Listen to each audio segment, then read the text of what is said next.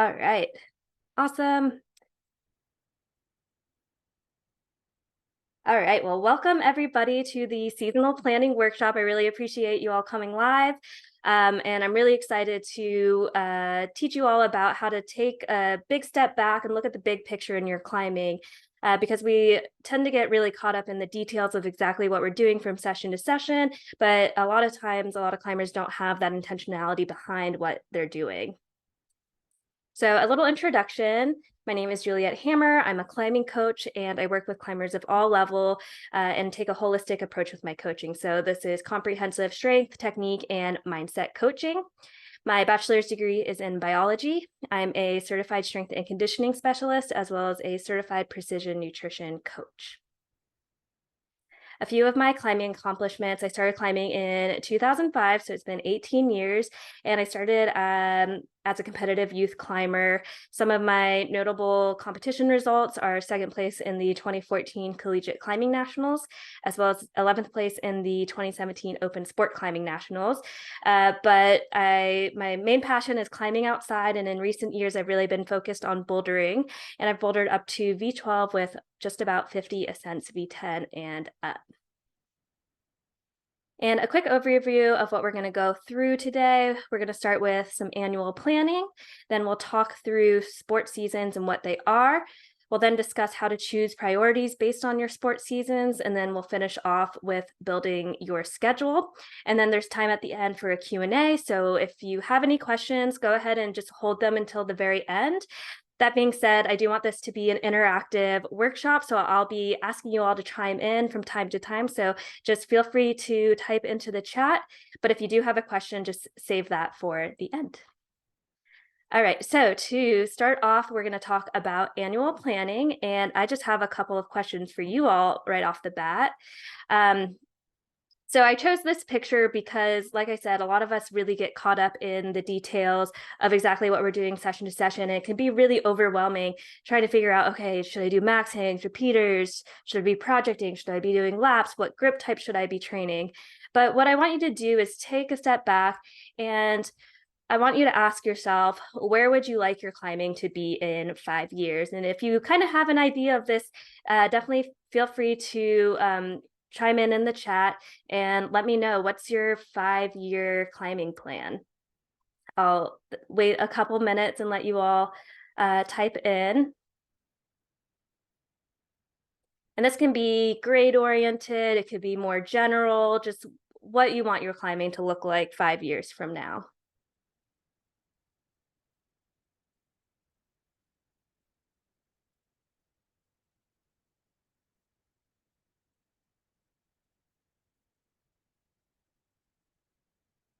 The Erica says, be more consistent and confident. Rachel G says, still doing it. That is a great goal, is to still be climbing in 5 years and not burn out.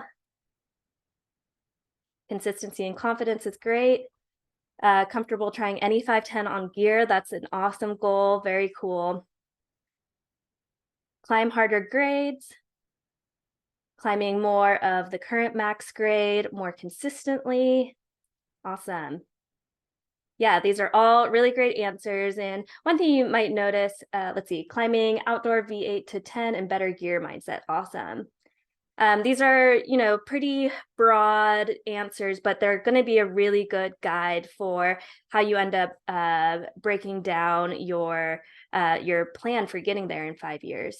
Another goal is to break into upper 513 routes and V10, feeling more confident on a variety of bouldering styles and rock types, climbing harder. Awesome. These are all really great answers. And so to follow up on your 5-year plan, I wanted to ask you, what do you need in terms of skills, strength, experience, etc., to get there? So what will you have in 5 years that you don't have right now? And go ahead and put that into the chat as well. And this is what's really going to start to help guide you. And throughout this presentation, I'll be giving you the tools to help you think about how to gain what you need in order to hit that multi-year goal. So yeah, go ahead and pop that in the chat.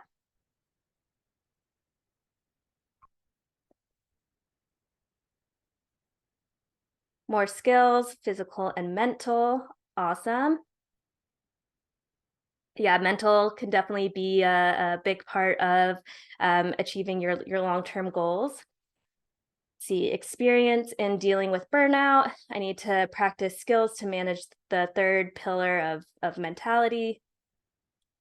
Lock off technique and mental strength. I think the strength and power are already there. That's awesome that you have a good specific idea of what you're going to need. Getting better at how to approach a project. Awesome.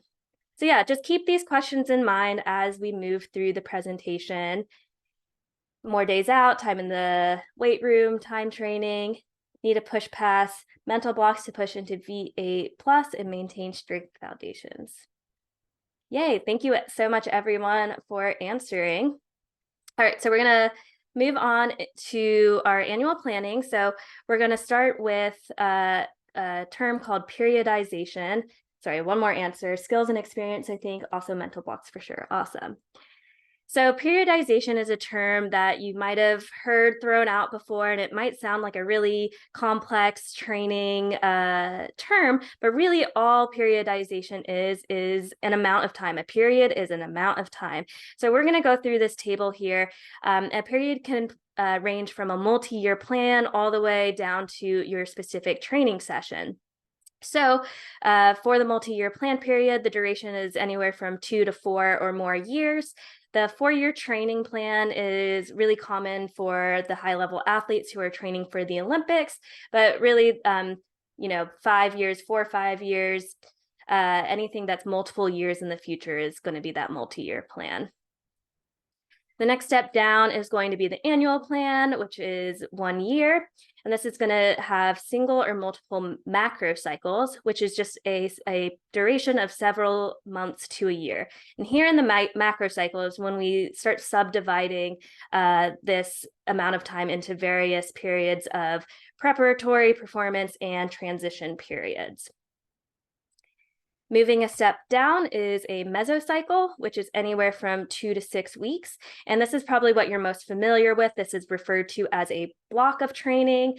And the most common duration is going to be 4 weeks at a time. And you're able to stack those mesocycles on top of each other. And so, yeah, if you hear someone saying, oh, I'm about to start a training block, that's going to be a mesocycle. And these contain multiple microcycles, which is a duration of several days to 2 weeks, the most common duration being 1 week. This is where you're sitting at home on Sunday night thinking, okay, what is my plan for the week? What days am I going to the gym? What are the workouts that I'm going to be doing? That's a microcycle. And this is going to be composed of multiple workouts. And so lastly, we have a training day as well as a training session. The training day is not going to be as common for most folks. This is when you have multiple training sessions within a single day. This is definitely something that elite level athletes do, whose job it is to prepare for performance. This could also be an option if you're pretty strapped for time.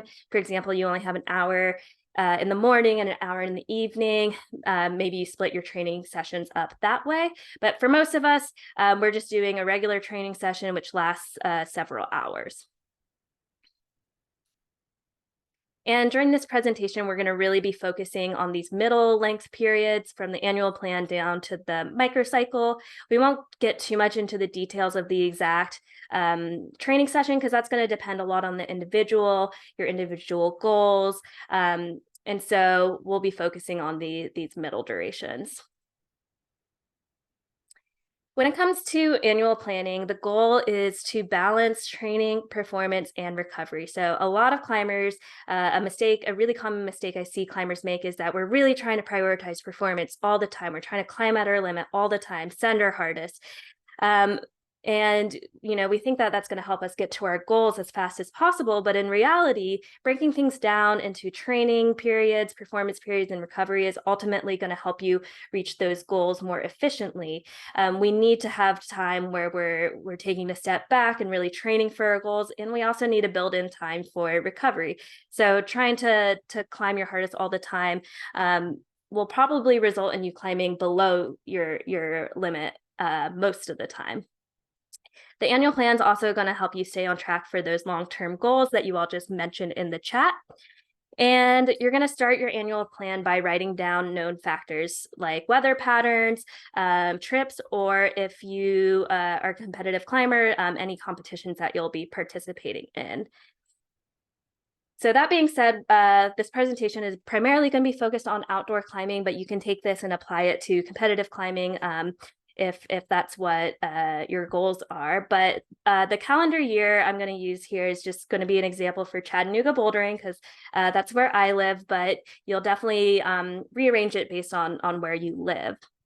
So you'll just take a typical calendar, and you're going to start with the really obvious weather patterns. So for us here in Chattanooga, that's going to be the sun temps here in kind of, if we look at the beginning of winter in November and December through January or February, that generally tends to be the climbing season here, especially for bouldering. And then on the flip side, we have a really hot summer in June, July, and August. So I just put that it's really hot there. And then for these transitional seasons, we can kind of fill in the blanks a little bit. And for March, April, May, things start to warm up, and this can vary from year to year. But we start warming up as we get into the spring and towards the summer. And then similarly for the fall, we start to cool down a little bit from the hot August summer weather, and things get especially cool as we get into November. And so based on the next step is going to be to start filling in some of your trips. So if you have climbing trip planned or non-climbing trips planned, you'll want to start filling those in. So some of your trips might be based on the weather. So for example, let's say I plan a beach trip in June because I know it's hot and I want to just get out of town and relax and take a relaxing vacation. I know I'm not missing out on any climbing based on, my preferred temperatures. So the beach in June is a good time for that. And then here in this example, I say, okay, I'm going to go climb in Colorado in September because I know that the weather is good there, and I'm going to want some sort of motivation while I'm in the gym training for June, July, and August. And some of your other trips might have nothing to do with the weather. For example, here are two more. One is, let's say this winter, I really just want to get out west. So even though the conditions are really good in Chattanooga, I'm still going to take a trip out to Las Vegas. And then another common one is if you have a holiday trip in the winter, that has nothing to do with the weather, but, let's say you're gone for Christmas for a family trip, you'll go ahead and fill that in. And now that we have the year mapped out, next is where we're going to start really assigning sports seasons to your annual plan. So there's four main types of sports seasons. This is going to be the off-season, preseason, in-season, and post-season. And so we'll just quickly go through this table. So this is divided by the type of sports season and then whether you're giving priority to your sport or training. And then the training goal refers to like a strength training goal during that. So during the off-season, your sport practice priority is low and your training priority is high. And this is because your goal is to build a good foundation of general strength and capacity. So you're not super worried about getting very specific with your training during the off season. Next is the preseason, which we see more of a 50-50 split between the sport practice and training. And we're going to get more specific with the training. So we're going to do more sport and movement specific training to then lead us into the in-season, where this is now switched from the off-season. We're really prioritizing our sport and we're keeping the training pretty low. And so for our training, we're just trying to maintain that preseason strength goal, but our priority is that sport performance. And then the last season is the postseason, which is also known as active rest. And this is going to be variable based on what you end up choosing to do during your postseason. But this is not specific in our case to climbing at all. So this is going to be activities other than practicing your sport or resistance training. A good example is let's say you live out west in Colorado and you really enjoy skiing and you decide, okay, I'm just going to take the winter off of climbing and I'm going to go ski. That would be a postseason.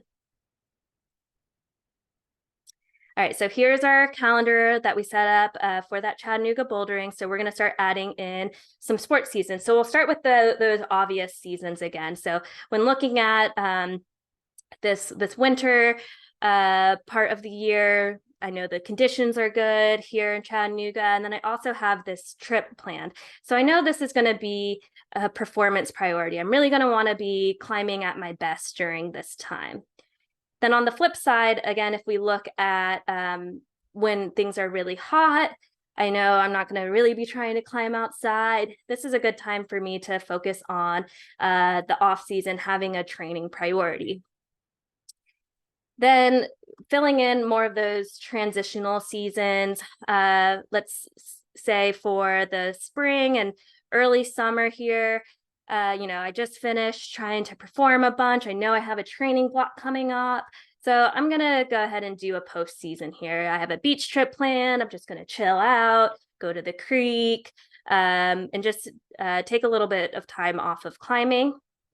And then lastly, if we look at the beginning of the winter here, but we also see that I have this holiday trip planned. I probably don't want to be peaking quite yet. I don't want to be in full performance mode. So the preseason is a good option where I kind of start to incorporate more of that sport practice and climbing outside, but I'm not fully committed in yet, and I can kind of switch to that performance priority after my trip. And then with these transitional times, this can be a little bit more flexible now that you have your main seasons mapped out.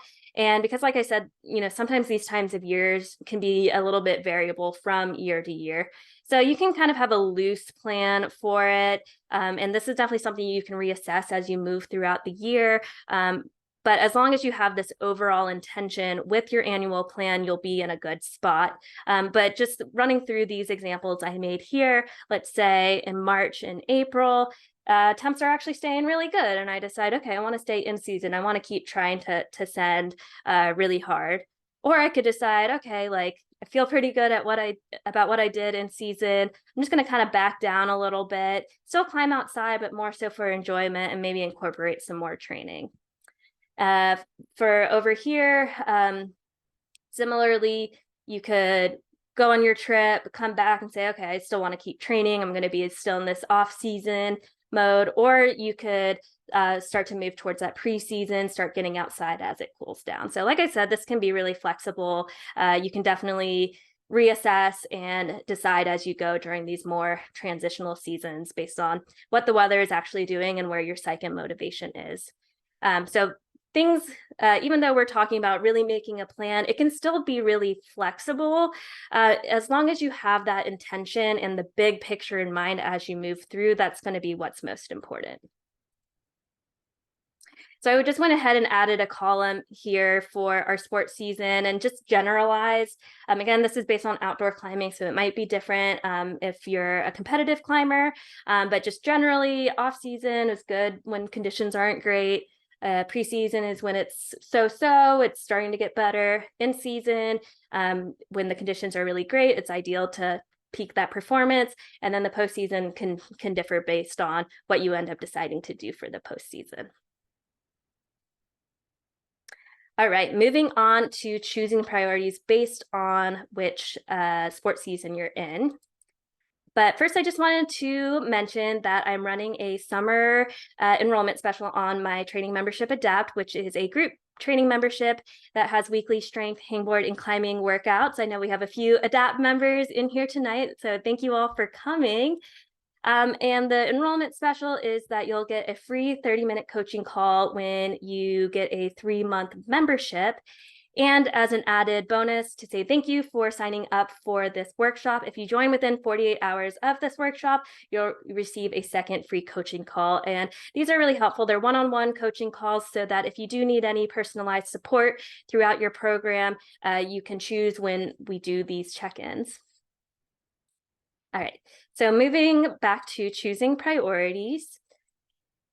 So when we're talking about priorities, we're really thinking about the macro cycle and the mesocycle, the several months, and then the 2 to 6 week mesocycles. And so I do want to just point out that the mesocycle can be as short as 2 weeks. So just taking an example from our calendar, this July, August, September, where we have off season but then I have this trip in Colorado. And so rather than just training all the way through and then going straight outside, I can plan to have a couple weeks of a preseason where I do transition to more of that 50-50 priority, starting to incorporate more sport specific training so that, I have a base of 6 weeks of pure training, got a little bit of transition, and then I'll be technically in season during my trip for those 2 weeks as well. So, you can go in and plan as few as 2 weeks at a time when you're breaking down your sports seasons. So we'll start with that in-season performance priority. And so what we want to look at when we're planning our in-season is decide on our objectives. So we're going to ask that question again. What do you need in terms of skills, strength, and experience to reach your long-term goal? And when it comes to the in-season, we're really focused on the experience piece of it because that's really what you're gaining when you're in season and you're trying to perform. You're getting that experience of trying really hard, of getting on a number of different climbs. So what are your in-season objectives that will help you make progress towards that long-term goal? And we'll just walk through an example. So let's say your long-term goal is to progress from V5 to V7. You want to jump to bouldering grades.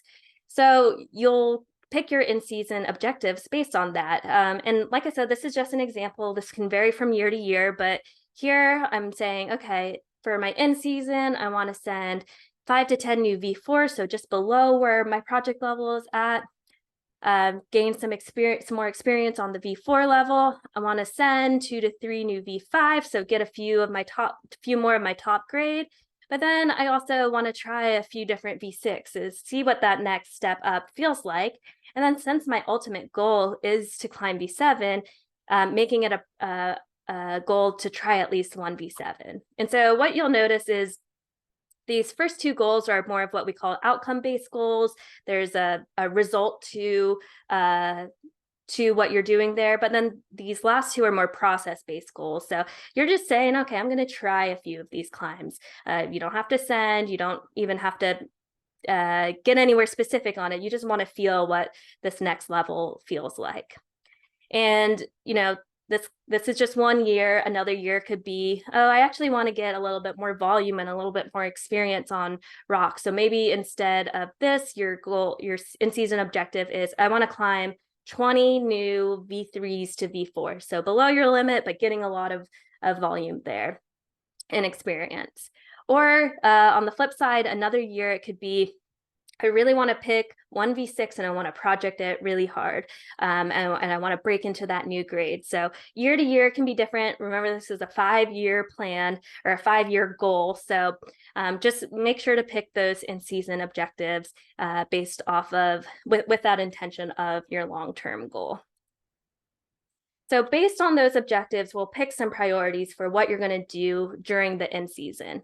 So first, the first priority is I want to get outside as much as possible. My goals are outdoors oriented, so I want to try and get out to try those and achieve those objectives as much as I can. When you're in the gym during the in-season, this is going to look like specific skill development and practice pretty specific to your outdoor objectives. The strength workouts are going to go to more of a maintenance mode since we're not worried about building strength. We'll just try and maintain. And then we're also looking for full recovery before those performance sessions. When you're in season, you want your skin to be good. You want to have gotten a good night's sleep. You want to feel really recovered. So you're going to really prioritize that quality recovery before those performance sessions. All right, moving on to the off season. So just a reminder, the off season is the opposite where sport practice priority is low, training is high, and we want to build that general foundation of strength. So for the off-season objectives, again, we're asking that question, what do I need to reach my long-term goal? And more specifically during the off-season, we're thinking about strength here because we are in a strength building phase. So what general preparation is going to help you make that progress towards your goal? So here's another example. Let's say your long-term goal is to progress from a 5'11" on-site level to a 5'12" on-site level. And right now, when you do your on-siting, you really notice that you have trouble keeping tension on those overhangs and that your fingers really give out before while you're on the on-site. So you're not able to hang on as long as you need to really read the route. So those are your identified areas of development. So based on those, the objectives could be, let's improve my posterior chain strength. So the posterior chain is just the chain of muscles all along the back of your body. It starts from your lats, goes through the core muscles in your lower back, and then it goes through the glutes, hamstrings, calves, and all the way down to your feet. And this is the chain of muscles that's really important for overhanging climbing. And so improving that type of strength is going to be really helpful for your long-term goal.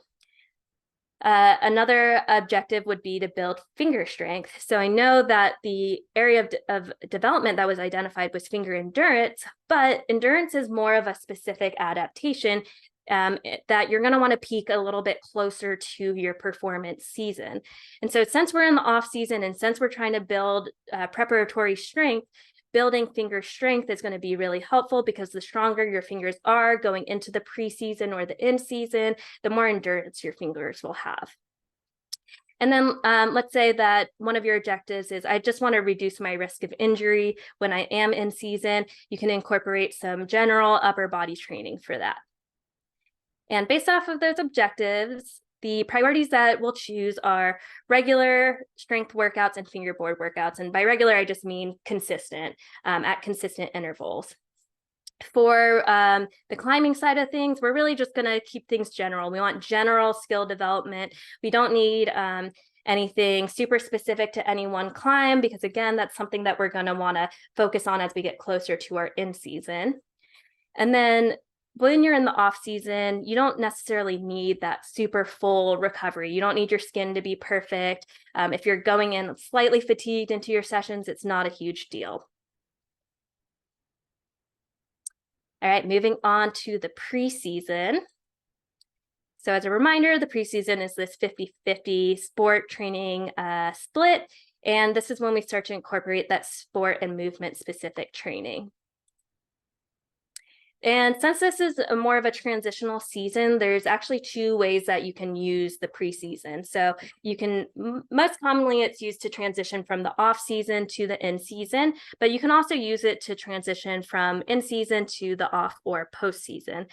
So we're mostly going to be talking about the first one, but to quickly talk about the second one, when you're transitioning from the in season to the off or post season, we're still asking that same question. What do you need in terms of more specifically skills and experience to reach your long-term goals? So like what would be beneficial while you're still climbing outside, while you're still more focused on sport practice? What's going to be helpful for your long-term goal? And I do want to say that having fun totally counts. If you get done with your in-season and you're like, I just want to climb outside and I just want to have fun because that's going to keep me motivated and really help me enjoy the sport, that is completely valid.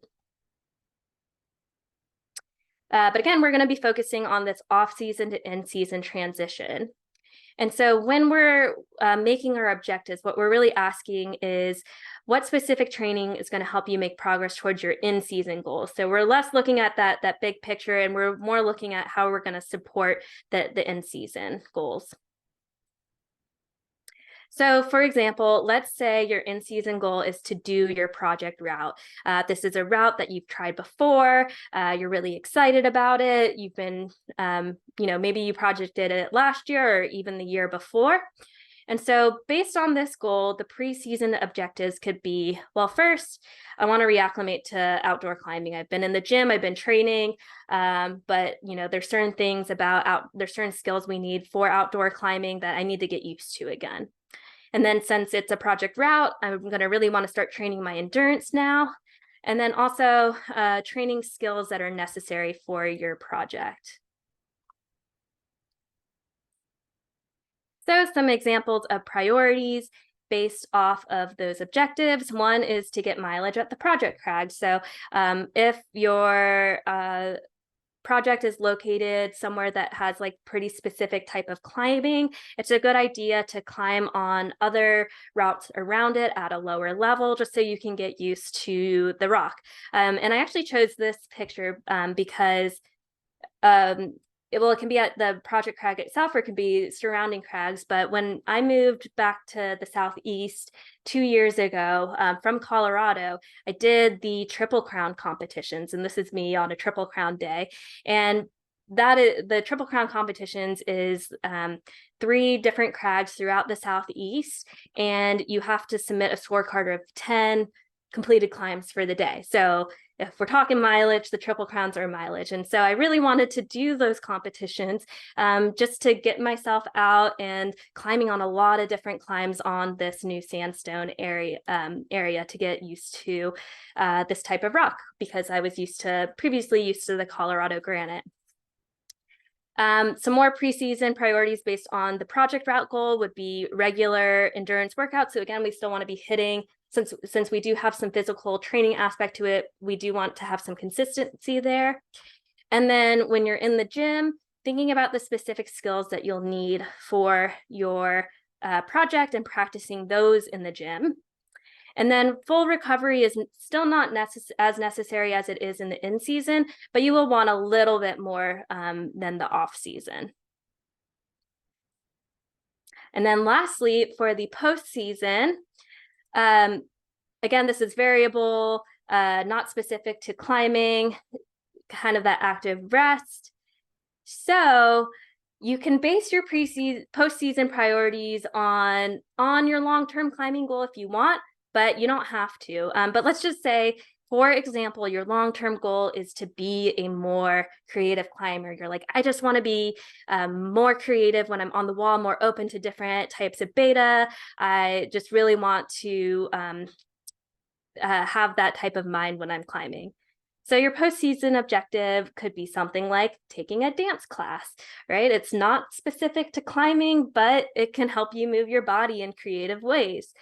You could also just try a different sport, and it could be good just to learn something new and go through that process of being a beginner in a different sport.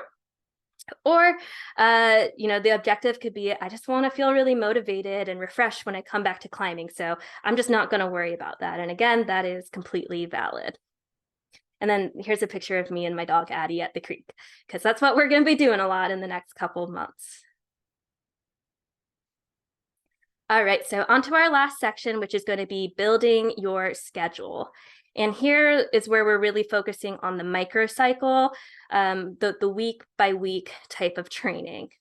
So we're going to use the examples from previously to build out what a typical week would look like. So for the in-season performance example, where our long-term goal was to progress from V5 to V7, one of our priorities was get outside as much as possible. And what this is going to look like in practice is that you're probably going to experience less schedule regularity. So let's say you can only get outside every other weekend. Well, one of the weekends when you do get outside and you climb as much as you can on Saturday and Sunday, you're going to come back after the weekend and probably want to rest definitely the Monday, but if not the Tuesday. But on a week where you don't go climbing outside, maybe you go to the gym once, but maybe you do want to train on the Monday. So just allowing a little more flexibility in your schedule for that so that you can prioritize getting outside. And the focus here is going to be on improving those outdoor skills. Like I said, there is a transition from gym climbing to outdoor climbing, and you really want to prioritize those outdoor skills. And so you might lose some gym performance, and that's okay. We're not concerned about it because your objectives are outdoors based. Another priority was when you're in the gym doing some specific skill development.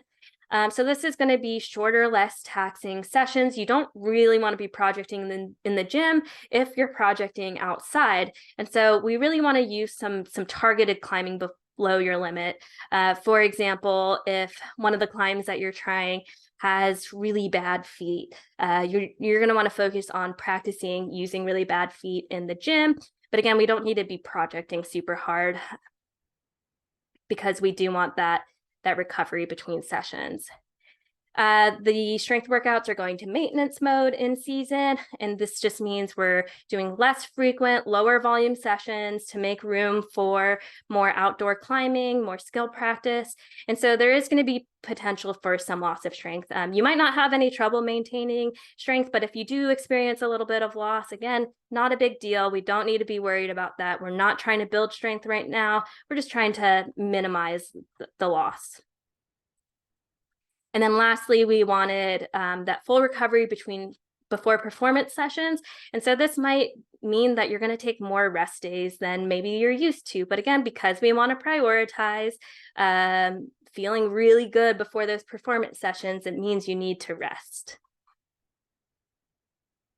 Moving on to the off-season sessions. So as a reminder, our goal for the off-season was to progress from that 511 on-site level to the 512 on-site level.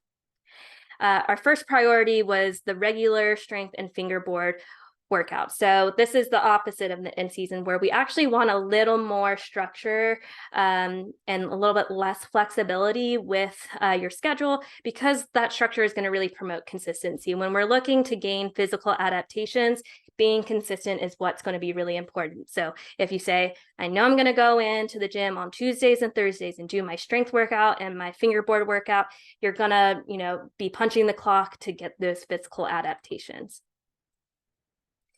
For the climbing aspect of things, we're looking at that general skill development. So the emphasis is going to be on variety and learning. Again, we don't need to get super specific. We want to get on as many climbs as we can learn from. So we're not going to be projecting a ton, especially because you're going to be getting some fatigue from the physical training. So we don't want to be burning the candle at both ends. So we're looking to climb in this adaptive zone, which is a few grades below your red point level, where you can really feel like you're learning something from the climbs that you're getting on. And the full recovery between sessions is not necessary. So again, you don't need to be showing up to each and every session feeling 100%. We're really going for the progressive overload here. That's what stimulates adaptations, is that we put a little bit extra stress on the body and we ask it to adapt to that new level of stress. And especially in the first couple weeks of training, there's going to be some accumulation of fatigue. Again, not a huge deal. If you're showing up a little bit fatigued for your sessions, nothing to worry about, but we do want to monitor for signs of overtraining, because we don't want to go too far the other direction. And overtraining is just when the stress is too large and the recovery is too low, to where the body really starts to become too fatigued. So looking for that nice balance of pushing ourselves, but not going too far as to push into overtraining. All right, and then for our preseason sessions, our example was the in-season goal of doing the project route.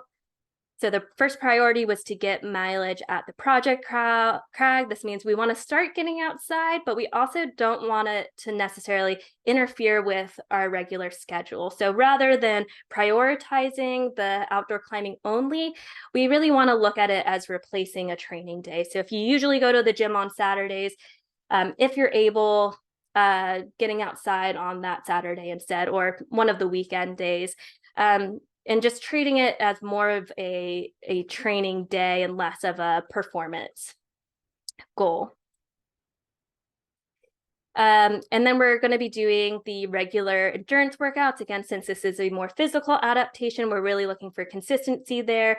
In order to build the endurance, you got to show up and train the endurance on a regular basis. For the climbing aspect in the gym, we're looking for the specific skill practice. So sharpen the tools that you're going to need on your project route. What angle is the route at? What grip type are you going to use? What kind of pacing do you need? Do you need to get used to starting to climb a little bit faster so that you can get through the easier sections without getting too fatigued? So really thinking about what you're going to need on that project route and training that in the gym.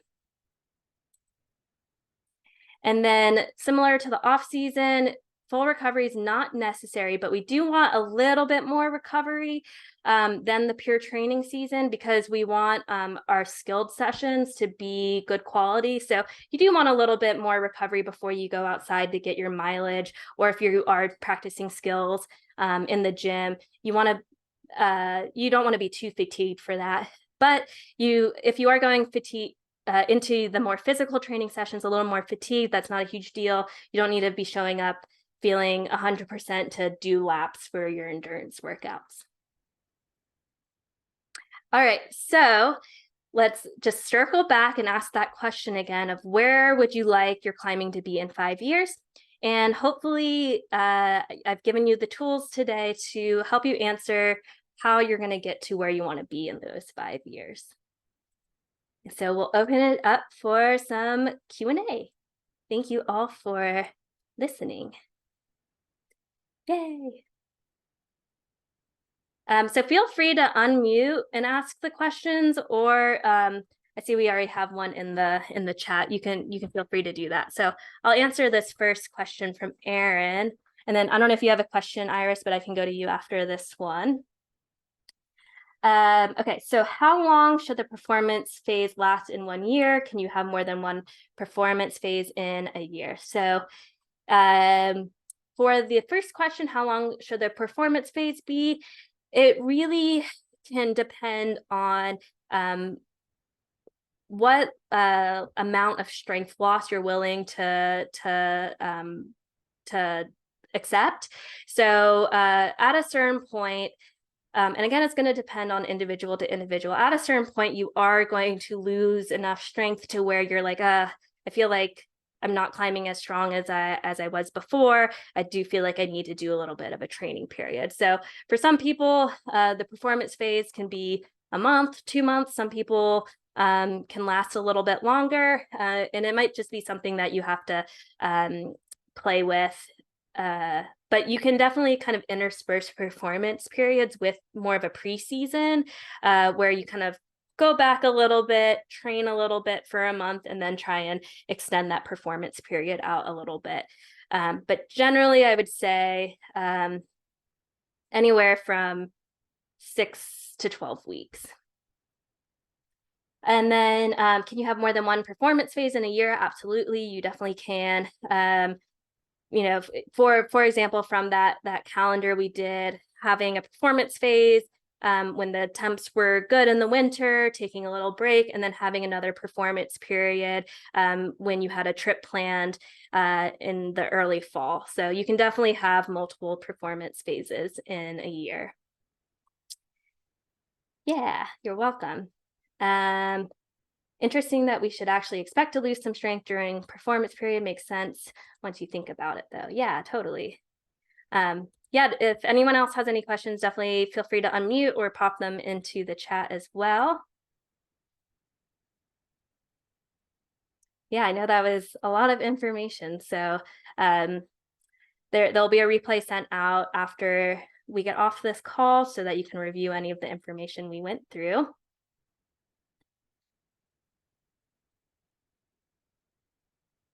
Yeah, any other questions?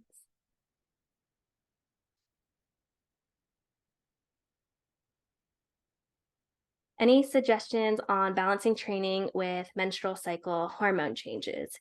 Yeah, so when it comes to the kind of cycle syncing thing for people who have a menstrual cycle, again, it's going to really depend from person to person and even from cycle to cycle.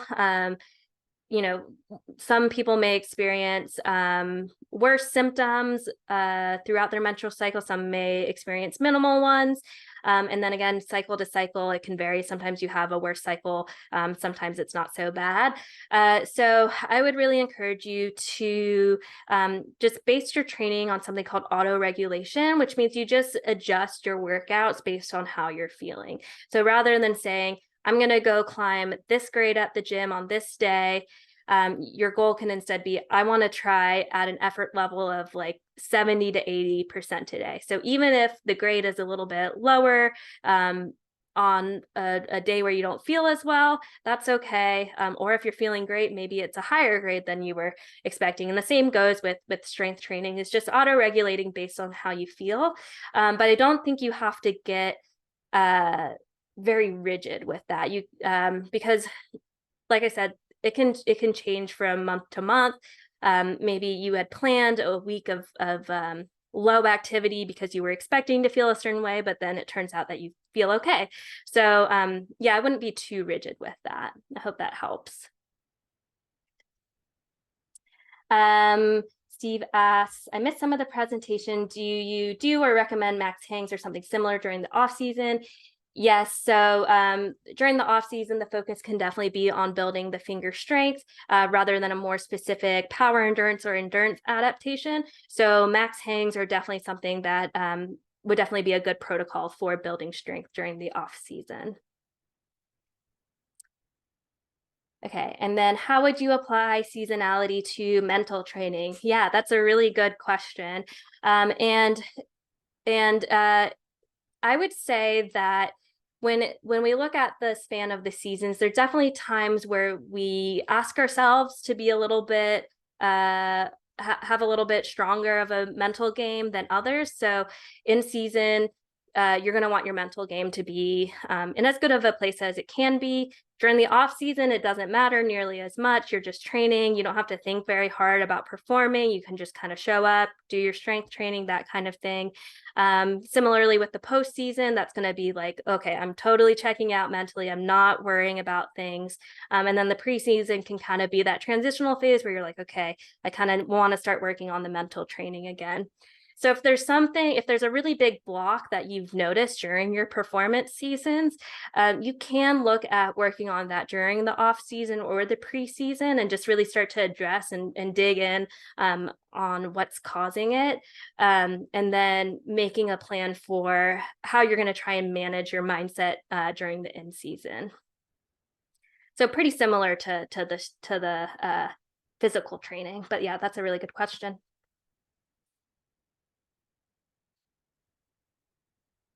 All right. Any other questions?